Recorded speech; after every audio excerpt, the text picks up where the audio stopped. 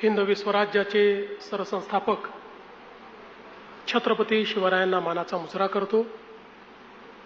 भारतीय राज्यघटनेचे शिल्पकार भारतरत्न डॉक्टर बाबासाहेब आंबेडकर यांना मानवंदना अर्पित करतो। महाराष्ट्रामध्ये आणि देशामध्ये सामाजिक न्यायाचा पायवा ज्यांनी उभा केला ते राजश्री छत्रपती शाहू महाराज यांच्या जयंतीच्या निमित्ताने त्यांच्याही चरणी नतमस्तक होतो आणि आजच्या या सारथीच्या यशस्वी विद्यार्थ्यांच्या सत्कार सोहळ्यामध्ये मंचावर उपस्थित असलेल्या राज्याच्या प्रथम महिला उपमुख्यमंत्री माननीय सुनेत्राताई पवार, आमचे सहयोगी राज्याचे उच्च व तंत्र शिक्षण मंत्री चंद्रकांत दादा पाटील, खासदार मेधाताई कुलकर्णी, त्याचप्रमाणे महापौर मंजुषाताई नागपुरे, सारथीचे अध्यक्ष श्री अजित निंबाळकरजी, अण्णासाहेब पाटील आर्थिक विकास महामंडळाचे अध्यक्ष नरेंद्र पाटीलजी, सन्माननीय आमदार भीमराव अण्णा तापकी,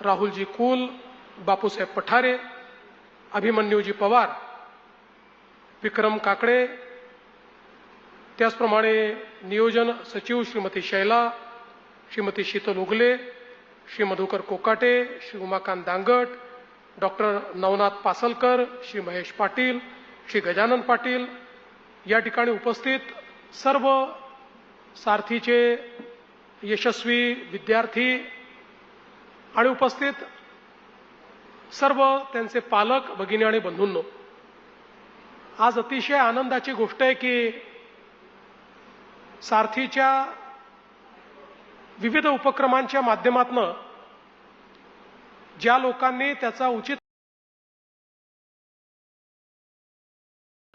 सर्व विद्यार्थ्यांचा सत्कार आपण या ठिकाणी ठेवला। खरं तर या सभागृहामध्ये ज्यांचा सत्कार केला पाहिजे असे जवळपास 800 ते 1000 विद्यार्थी आहेत, पण सगळ्यांचा सत्कार या ठिकाणी मंचावर बोलवून करणं हे शक्य नव्हतं आणि म्हणून प्रातिनिधिक स्वरूपामध्ये आपण काही सत्कार या ठिकाणी केलेले आहेत। ज्यांचा सत्कार झाला त्यांचं तर मी अभिनंदन करतोच, पण ज्यांचा आम्ही करू शकलो नाही त्यांचाही सत्कार झाला असं आपण सर्वांनी समजावं आणि त्यांचंही या ठिकाणी खरं म्हणजे अतिशय मनपूर्वक मी अभिनंदन करतो। आणि सारथीचं संचालक मंडळ असेल, अधिकारी असतील, कर्मचारी असतील, या सगळ्यांचं अतिशय मनापासून या ठिकाणी अभिनंदन करतो। जसं आत्ताच वहिनींनी सांगितलं, सारथीच्या माध्यमातून मध्ये 140 आणि MPSCतून 1124 आपल्या मराठा समाजाचे युवक आणि युवती हे आज विविध प्रशासकीय सेवांमध्ये त्या ठिकाणी दाखल झाले आहेत। बँकिंग परीक्षांमधनं देखील 500च्या वर तरुण तरुणी त्या ठिकाणी सिलेक्ट झाले आहेत आणि वेगवेगळ्या प्रशिक्षणाच्या माध्यमातून 13,000 पेक्षा जास्त या ठिकाणी प्रशिक्षित होऊन आता रोजगारक्षम किंवा रोजगाराला लागलेले अशा पद्धतीनं आपल्याला तरुण तरुणी दिसतात।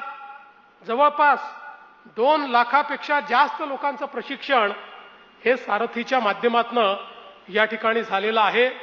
त्यामुळे निश्चितपणे सारथीने या ठिकाणी केलाय याबद्दल माझ्या मनामध्ये कुठली शंका नाही। मला आठवतं की 2015-16 साली ज्यावेळी मराठा आरक्षणाच्या संदर्भात मोठ्या प्रमाणात मोर्चे निघाले आणि देशाच्या इतिहासामध्ये एवढे शांत मोर्चे हजारो लोक ज्या मोर्चांमध्ये सामील आहेत, पण एकही नारा नाही, गडबड नाही, गोंधळ नाही, अतिशय शिस्तीमध्ये छत्रपती शिवरायांच्या प्रतिमेचं वंदन करून या मोर्चांनी एक वेगळीच उंची त्या ठिकाणी गाठली आणि समाजामध्ये एक अभिनव अशा पद्धतीची एक व्यवस्था ही आपल्याला दाखवली. आणि त्या मोर्चांना प्रतिसाद देत त्यावेळी मी मुख्यमंत्री होतो, आम्ही सगळ्यांनी निर्णय केला आणि मराठा समाजाच्या आरक्षणाचा कायदा आम्ही त्या ठिकाणी पास केला. पण ज्यावेळी हा कायदा आम्ही पास केला त्यावेळी एक गोष्ट सातत्याने आमच्या मनामध्ये होती. च्या निमित्ताने राज्यभरातल्या आणि देशभरातल्या अनेक तज्ञांशी चर्चा व्हायची. मराठा समाजातले अनेक विचारवंत, बुद्धिवंत, विशेषज्ञ यांच्याशी चर्चा व्हायची की ही जी काही परिस्थिती आपल्याला पाहायला मिळते, एवढा मोठा समाज आहे, ज्या समाजाने गावगाड्याचा कारभार हाकला, ज्या समाजाने स्वराज्याच्या स्थापनेमध्ये एक अत्यंत मोलाची भूमिका निभावली, ज्या समाजामध्ये राजकीय क्षेत्रामध्ये एक मोठी प्रगल्भता पाहायला मिळते, तो समाज एक मोठा वर्ग त्यातला आजही हा आपल्याला सामाजिक आणि विशेषतः शैक्षणिक आणि आर्थिक दृष्ट्या मागासलेला का दिसतो? त्या समाजाला आज अशा पद्धतीनं आरक्षण मागण्याची वेळ का येते? या दृष्टीनं खूप लोकांची चर्चा आम्ही केली आणि त्या चर्चेच्या अंती असं लक्षात आलं की हा प्रश्न केवळ एका आरक्षणाने सुटणार नाहीये. आरक्षण तर महत्वाचं आहेच, ती मागणी योग्यच होती, पण त्याच्यासोबत आपल्याला जोपर्यंत सामाजिक आर्थिक परिवर्तनाच्या वेगवेगळ्या योजना आणि सामाजिक आर्थिक परिवर्तनाची वेगवेगळी उपकरणं हे आपण सुरू करत नाही, तोपर्यंत समाजामध्ये विशेषतः जे एक प्रकारे निर्वासित आहेत, जे लोक समाजामध्ये मागे राहिले आहेत, अशा लोकांना या स्पर्धेच्या युगामध्ये आपण आणू शकणार नाही. आणि मग आरक्षण दिलं तरी देखील समाजातला एक वरचा वर्ग हाच त्या आरक्षणाचा लाभार्थी ठरेल आणि गावातला गरीब तरुण हा कदाचित त्याचा लाभार्थी ठरू शकणार नाही किंवा त्याला तिथपर्यंत पोचायला वेळ लागेल. आणि ज्याच्यामध्ये शिक्षण, प्रशिक्षण आणि रोजगार या 3 गोष्टींवर भर देण्याचा निर्णय आपण केला. आणि मग शिक्षणाकरता त्यावेळी असं लक्षात आलं की मोठ्या प्रमाणात गरिबीमुळे त्या ठिकाणी आमच्या मराठा समाजातले तरुण तरुणी हे व्यावसायिक शिक्षण घेऊ शकत नव्हते. शिक्षणाच्या खाजगीकरणामुळे मोठ्या प्रमाणात जे प्रायव्हेट कॉलेजेस उभे राहिले, त्या प्रायव्हेट कॉलेजेसमध्ये फी भरण्याची क्षमता ही आमच्या तरुण तरुणींची नसल्यामुळे त्या ठिकाणी कुठला तरी असा एखादा कोर्स करून टाकायचा की ज्यातनं रोजगाराची संधी नाही आणि डिग्री मिळवणारे बेरोजगार किंवा 12वी नंतर शिक्षण सोडणारे बेरोजगार अशी संख्या मोठ्या प्रमाणात होत होती. आणि विशेषतः ग्रामीण भागामध्ये शेती लहान झाली, घरं विभाजित झाले, परिवार मोठे झाले, त्यामुळे शेतीतनं कुटुंबाचं पालन करणं हे कुठेतरी शक्य नाही. अशा परिस्थितीमध्ये शिकायलाही पैसे नाही आणि शेतीही अपुरी, अशा दुष्टचक्रात अडकलेले अनेक विद्यार्थी होते. आणि म्हणून त्या काळामध्ये चंद्रकांत दादा आमचे मंत्री होते, आम्ही सगळ्यांनी मिळून निर्णय केला आणि मराठा समाजाच्या विद्यार्थ्यांकरता त्या काळात आपण ओबीसी प्रमाणे उच्च शिक्षणामध्ये 50% फी सवलत देण्याचा पहिला निर्णय हा आपण 2015-16 साली केला. आणि जवळपास 506 कोर्सेसमध्ये वेगवेगळ्या प्रकारच्या इंजिनिअरिंग, मेडिकल, MBA, BBA अशा फार्मसी 506 कोर्सेसमध्ये मराठा समाजाच्या मुला-मुलींना आपण 50% फीची सवलत हा देण्याचा निर्णय केला. त्याचवेळी दुसरी एक गोष्ट अजून लक्षात आली की या शिक्षणामध्ये दुसरा प्रॉब्लेम काय आहे, तर ज्यांचे नातेवाईक शहरांमध्ये आहेत ते तर कसे तरी नातेवाईकांकडे राहून शिकतात, पण ज्यांचे नातेवाईक नाहीत किंवा ज्यांचे नातेवाईक आहेत पण ते सक्षम नाहीत, त्या लोकांना मात्र राहायला जागा नाही, खोली घेऊन राहता येत नाही, म्हणून त्या ठिकाणी शिक्षण सोडावं लागतं. आणि अनेक विद्यार्थी जे ब्राईट आहेत परंतु पैसा नाही, राहायला जागा नाही, म्हणून त्या ठिकाणी त्यांना सोडावं लागतं. आणि मग आपण त्याही करता योजना सुरू केली. पहिल्यांदा हॉस्टेल्सची योजना घोषित केली. काही किरायाने हॉस्टेल्स घेऊन आपल्याला करता येतील का त्याची सुरुवात केली. पण लक्षात आलं की हॉस्टेल्स बांधायला वेळ लागेल, सगळीकडे किरायाने हॉस्टेल्स मिळत नाहीत.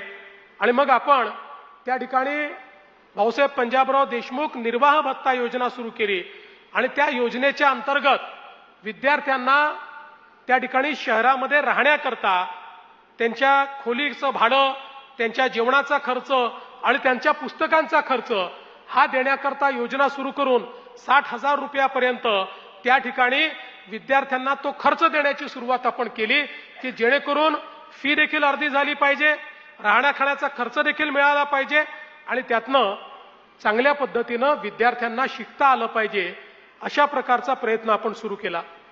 दुसरीकडे रोजगाराच्या दृष्टीने अण्णासाहेब पाटील आर्थिक विकास महामंडळ, जे खरं म्हणजे 95-96 साली सुरू झालं होतं आणि त्यानंतर पूर्णपणे डिफंक्ट झालं होतं, जवळपास बंद असलेलं हे महामंडळ, आपण हा निर्णय केला की हे महामंडळ आपण त्या ठिकाणी पुनरुज्जीवित केलं पाहिजे. आणि ते महामंडळ पुनरुज्जीवित आपण केलं.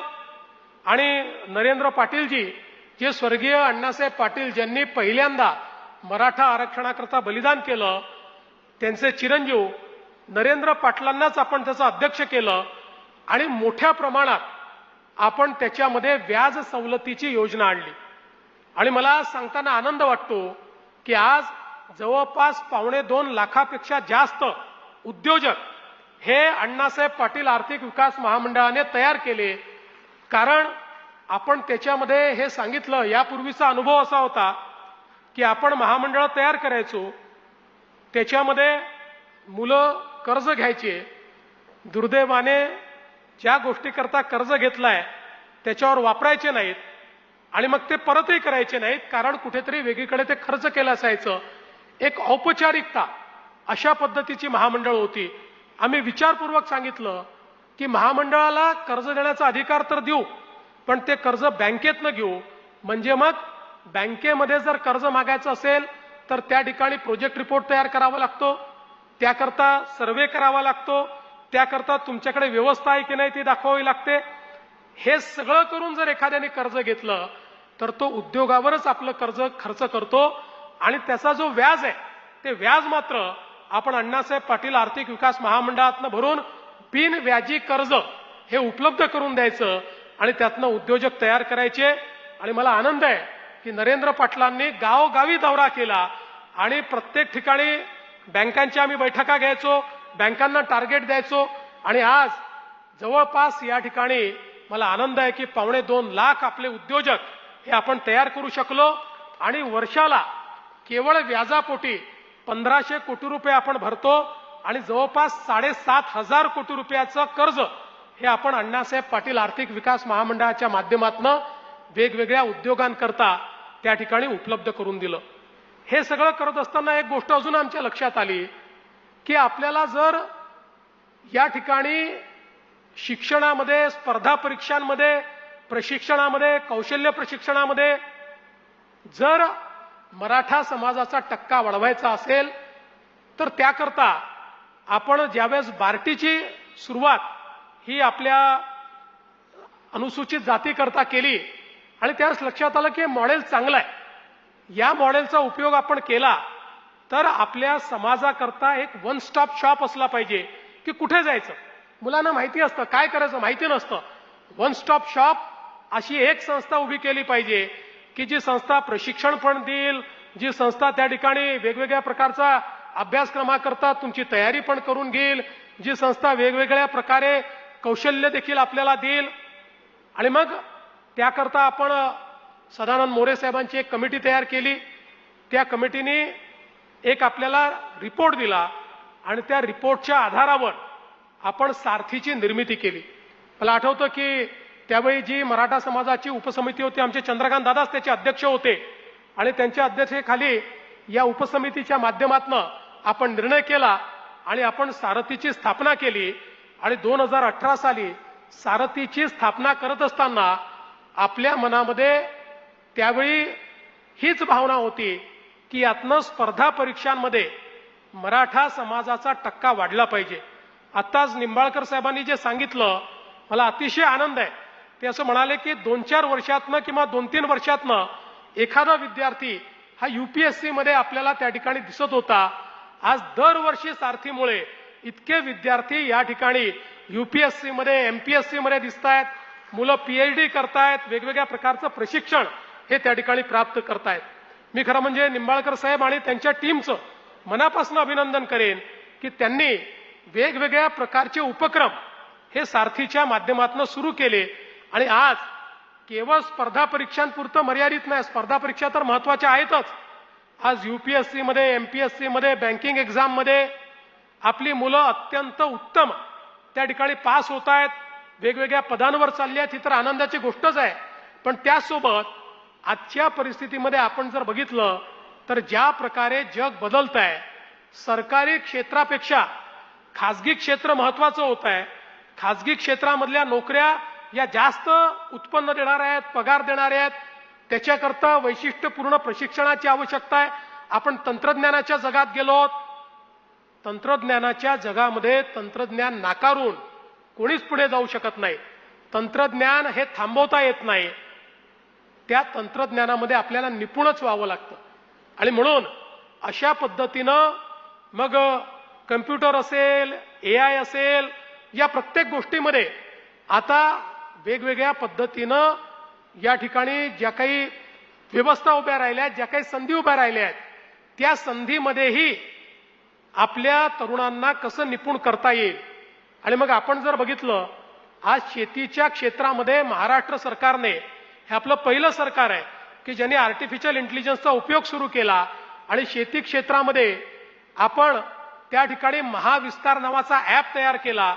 जो एक ॲप म्हणजे आमच्या शेतकऱ्यांचा मित्र आहे.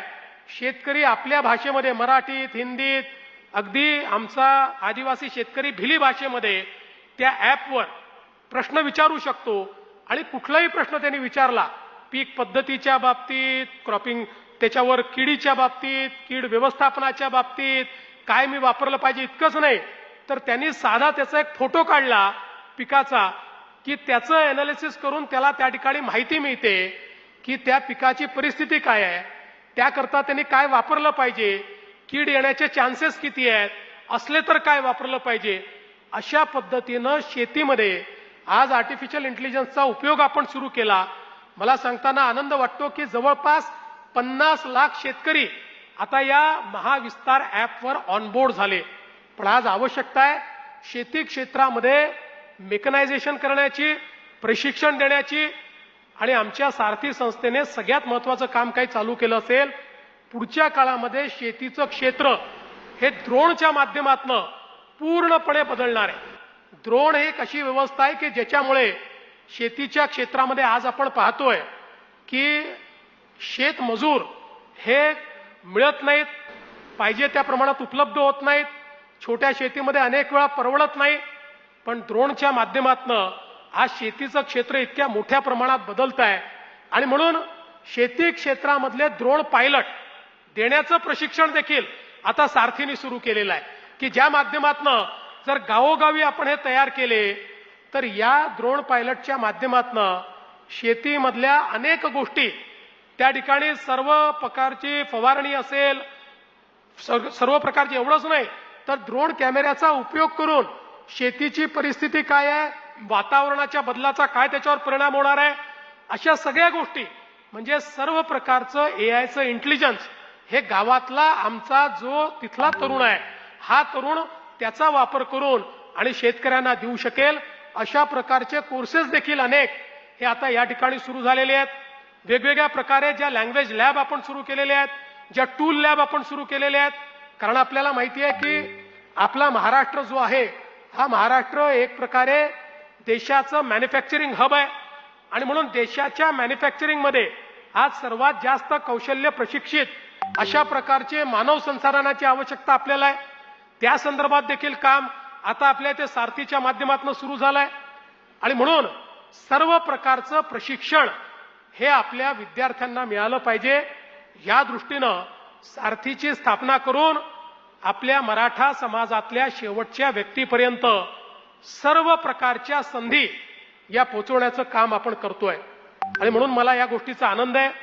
सारथी असेल, अण्णासाहेब पाटील आर्थिक विकास महामंडळ असेल, आता तर आपल्याला याची कल्पना आहे की खरं म्हणजे या सगळ्या संदर्भात हे जे आता आपण काम उभं केलं या कामामध्ये आता नाशिक असेल, छत्रपती संभाजीनगर असेल, अमरावती असेल, नागपूर असेल, लातूर असेल, कोल्हापूर असेल, या सगळ्या भागामध्ये आता सारथीचं विभागीय मुख्यालय होत आहे, तिथे हॉस्टेल्स होत आहेत आणि या दृष्टीनं ही सगळी कामं पुढच्या वर्षीपर्यंत पूर्ण होणार आहेत. पण या निमित्ताने या गोष्टीचा उल्लेख हा आपल्याला केलाच पाहिजे की ज्याचा उल्लेख या ठिकाणी वहिनींनी केला. आपल्या सगळ्यांना माहिती आहे की माननीय अजितदादा पवार हे ज्यावेळी अर्थमंत्री झाले त्यावेळी अजितदादांनी जाणीवपूर्वक सारथी जी आहे हे आपल्या नियोजन विभागाकडे घेतलं आणि ते आपल्या अधिपत्याखाली घेऊन सारथीला योग्य पद्धतीनं निधी मिळाला पाहिजे, त्याच्या मुख्यालयांना निधी मिळाला पाहिजे, त्याचं बांधकाम झालं पाहिजे, याकरता जाणीवपूर्वक अजितदादांनी खूप मोठ्या प्रमाणात कॉन्ट्रीब्युशन दिलं आणि म्हणून आज आपल्याला सारथी जे एक चांगल्या विकसित स्वरूपात दिसत आहे त्याच्यामध्ये अजितदादांचं योगदान हे आपल्याला विसरता येणार नाही. आणि त्याचसोबत आपले जे उपमुख्यमंत्री एकनाथराव शिंदेजी आहे या शिंदेजींचं योगदान देखील याच्यामध्ये विसरता येणार नाही. कारण शिंदेजी आल्यानंतर शिंदेजींनीही कुठल्याही परिस्थितीमध्ये सारथी करता किंवा अण्णासाहेब पाटील विकास महामंडळाकरता निधीची कमतरता पडणार नाही याची खात्री ठेवली आणि सातत्याने आम्ही सगळे आजही बहिणी असतील, मी असेन, शिंदेजी असतील, दादा असतील, विखे पाटील साहेब जे आता आपल्या या संपूर्ण मराठा उपसमितीचे अध्यक्ष आहेत, आम्ही सगळे सातत्याने हा प्रयत्न करतो की ज्या ज्या प्रकारे समाजातल्या शेवटच्या व्यक्तीला आपल्याला मदत करता येईल तर मदत करण्याचा आपला प्रयत्न आहे. आणि म्हणून नुकतंच आम्ही काही गोष्टी अशा राहिल्या होत्या की ज्या गोष्टी आपण त्या ठिकाणी मराठा समाजाला उपलब्ध करून दिल्या पाहिजे अशी मागणी होती. ओबीसी समाजाला आपण देत होतो. मागच्याच महिन्यामध्ये आपण GR काढून ज्या राहिलेल्या गोष्टी होत्या त्याही गोष्टी आपण मराठा समाजाला त्या ठिकाणी लागू केल्या आणि त्यामुळे शैक्षणिक आणि इतर दृष्टीनं आता जवळजवळ सगळ्या गोष्टी आपण लागू केल्या. मला असं वाटतं की हे सगळं करण्याच्या पाठीमागची भूमिका ही निश्चितपणे समाजामधला जो नाहिरे वर्ग आहे, समाजामधला जो विस्थापित वर्ग आहे, समाजामधला तो वर्ग जो शैक्षणिक आर्थिकदृष्ट्या मागे राहून गेला त्या वर्गाला समोर कसं आणता येईल हा विशेषत्वाने आपला प्रयत्न आहे. अनेक वेळा लोक या ठिकाणी मराठा समाज, ओबीसी समाज, मागास समाज, भटके विमुक्त समाज यांच्यामध्ये भेद करतात. जणू काय हे सगळे समाज एकमेकाच्या समोर उभे आहेत, एकमेकाची स्पर्धा करतायत. अशा पद्धतीचं वातावरण उभं आज या मंचावरून पण मी एकच गोष्ट या निमित्ताने सांगू आपल्या इच्छितो, सर्वांचं आराध्य दैवत हे सगळे समाज आणि आपण सगळे छत्रपतींचे मावळे आहोत आणि छत्रपतींनी कधी मावळ्यांमध्ये भेदभाव केला नाही. छत्रपतींचे मावळे कधीही जातीच्या आधारावर एकमेकाच्या समोर उभे राहिले नाहीत. त्यामुळे भाव तोच आहे, समाजातल्या सगळ्या समाजांना कसं पुढे आणता येईल, सगळ्यांना एकत्रित कसं पुढे आणता येईल. त्यामुळे याचं काढून त्याला द्यायचं नाहीये, प्रत्येकाला द्यायचं आहे, प्रत्येकाला समोर आणायचं आहे. कारण कुठलाही समाज मागे राहिला तरी देखील आपला जो महाराष्ट्र धर्म आहे त्या धर्माचं पालन आणि छत्रपती शिवरायांनी जी शिकवण आपल्याला दिली त्या शिकवणीचं पालन आपण करू शकणार नाही. आणि म्हणून या निमित्ताने मी निश्चितपणे आश्वस्त करतो, या ज्या सगळ्या योजना आपण सुरू केलेल्या आहेत आणि मराठा समाजातला हा जो मागे राहिलेला सगळा वर्ग आहे ज्याला खऱ्या अर्थानं आर्थिक आणि शैक्षणिक अशा पद्धतीनं मदतीची आवश्यकता आहे त्याच्या पाठीशी महाराष्ट्राचं सरकार आणि आम्ही सगळे अत्यंत खंबीरपणे या ठिकाणी उभे राहू हा विश्वास मी आपल्याला देतो. खरं म्हणजे पुण्यामध्ये आलं असताना या गोष्टीचा देखील उल्लेख केला पाहिजे की आता आम्ही खूप मोठ्या प्रमाणात वेगवेगळ्या व्यवस्था उभ्या केल्या आहेत आणि विशेषतः MPSC करता खूप मोठ्या प्रमाणात पदं उपलब्ध करून दिली आहेत। MPSC मध्ये 2-2 वर्षांनी अनेक वेळा परीक्षा होतात। एकाच वर्षात 2-2, 3-3 परीक्षा प्रिलिम्सच्या कशा होतील, जेणेकरून मुलांना जास्त संधी कशी मिळेल, हा प्रयत्न आपण सुरू केलेला आहे। अनेक कॅडरचं एकत्रीकरण करून मोठ्या प्रमाणात म्हणजे 500 आणि 1000 पदांकरता 1-1, 2-2, 5-5 लाख मुलं हे त्या ठिकाणी परीक्षेला बसतात। त्याच्याऐवजी 20-20 हजार पदं हे कसे आपल्याला त्या ठिकाणी काढता येतील आणि वेळेमध्ये त्याचा निकाल कसा लावता येईल, हा आपण प्रयत्न सुरू केलाय। मी MPSCच्या अध्यक्षांचं अभिनंदन करेन की नुकताच त्यांनी नवीन रेकॉर्ड केला। 21 दिवसामध्ये परीक्षा घेऊन त्याचा निकाल लागला। परीक्षेमध्ये कुठलाही गडबड नाही, कुठलाही गोंधळ नाही, कुठलाही त्या ठिकाणी पेपर लीक नाही आणि 21व्या दिवशी त्या ठिकाणी त्याचा निकाल लागलेला आहे। आणि म्हणून आपला प्रयत्न हा आहे की MPSCच्या परीक्षा वेळेत झाल्या पाहिजेत, जास्तीत जास्त मुलांना संधी मिळाली पाहिजे आणि अत्यंत पारदर्शीपणे या परीक्षा झाल्या पाहिजेत। या संदर्भात मला हे समजलं की आता काल परवा काहीतरी अध्यक्षांनी घोषणा केली की या सगळ्या परीक्षा ऑनलाईन घ्यायच्या आहेत।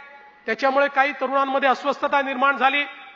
कुठलाही निर्णय एकतर्फी होणार नाही। निर्णय हा आपण सगळ्यांची चर्चा करून घेऊ। मी आज अध्यक्षांना विचारलं त्यावेळेस अध्यक्षांनी सांगितलं देशातल्या सगळ्या स्पर्धा परीक्षा या त्या ठिकाणी ऑनलाईन होत आहेत आणि आता पुढच्या वर्षीपासून नीटची परीक्षा देखील त्याच पद्धतीनं घेण्याचा निर्णय केंद्र सरकारने घेतलाय। त्यामुळे आपले विद्यार्थी हे पारदर्शी परीक्षेला समोर गेले पाहिजेत आणि कुठल्याही परिस्थितीमध्ये वेळेत त्याचे निकाल लागून त्यांना नोकऱ्या लागल्या पाहिजेत। याकरता मी हा निर्णय घेतलाय। पण मी त्यांनाही सूचना केली की विद्यार्थ्यांशी व्यापक चर्चा करा, त्यांना हे समजावून सांगा हे निर्णय काही MPSCच्या हिताकरता नाही आहेत। निर्णय जे आहेत ते विद्यार्थ्यांच्या हिताकरता आहेत। विश्वासात घेऊन घेतलेले निर्णय हे नेहमी उत्तम असतात। एकतर्फी घेतलेले निर्णय हे अनेकांच्या डोक्यामध्ये काही ना काही कन्फ्युजन तयार करतात आणि म्हणून मी विद्यार्थ्यांना आश्वस्त करू इच्छितो MPSC मध्ये बदल खूप करायचे आहेत, त्याच्यामध्ये पारदर्शिता अधिक आणायची आहे। पण हे सगळं करत असताना विद्यार्थ्यांना केंद्रस्थानी मानून आणि विद्यार्थ्यांनाच त्या ठिकाणी विश्वासात घेऊन हे केलं जाईल।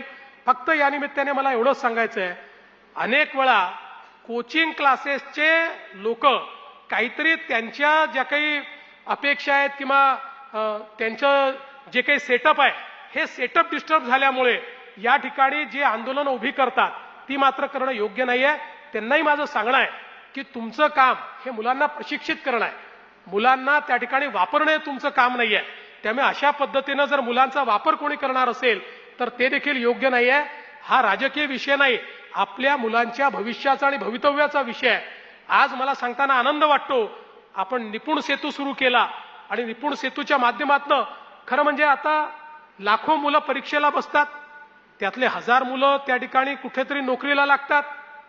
याचा अर्थ उरलेले जे मुलं आहेत त्यांच्यामध्ये काही क्षमता नाही असं नाही, अर्ध्या टक्क्यांनी अर्ध्या मार्कांनी मुलं मागे राहून जातात।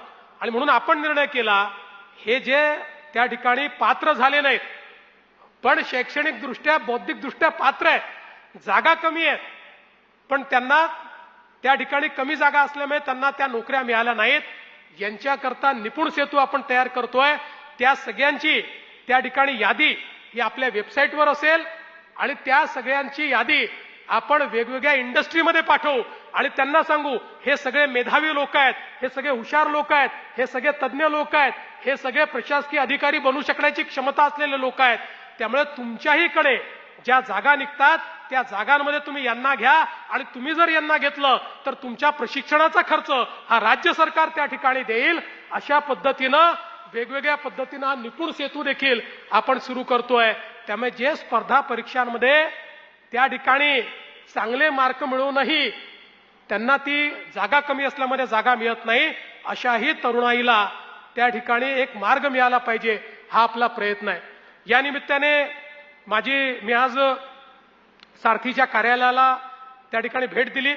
अतिशय सुंदर कार्यालय आहे, मोठं आहे, भव्य आहे, आपल्याकडे जागा आहे। त्यामुळे मला असं वाटतं की त्याच ठिकाणी अण्णासाहेब पाटील आर्थिक विकास महामंडळाचंही कार्यालय आपण सुरू करावं, जेणेकरून सारथी आणि अण्णासाहेब पाटील आर्थिक विकास महामंडळ यांची जर युती केली तर आमच्या महायुतीसारखीच ती पण इफेक्टिव्ह होईल आणि अत्यंत चांगल्या पद्धतीनं आपल्या तरुणांना त्या माध्यमातून फायदा होईल. आणि म्हणून हे देखील आपण कराल हा विश्वास मी व्यक्त करतो. पुन्हा एकदा या ठिकाणी आलेले यशस्वी विद्यार्थी, त्यांचे पालक या सगळ्यांचं मनापासून अभिनंदन करतो. सारथीच्या टीमचं मनापासून अभिनंदन करतो आणि या सगळ्यांचा सत्कार करण्याची संधी तुम्ही मला दिली त्याबद्दल आपल्या सर्वांचे आभार मानून मी माझे 2 शब्द संपवतो. धन्यवाद. जय हिंद, जय महाराष्ट्र.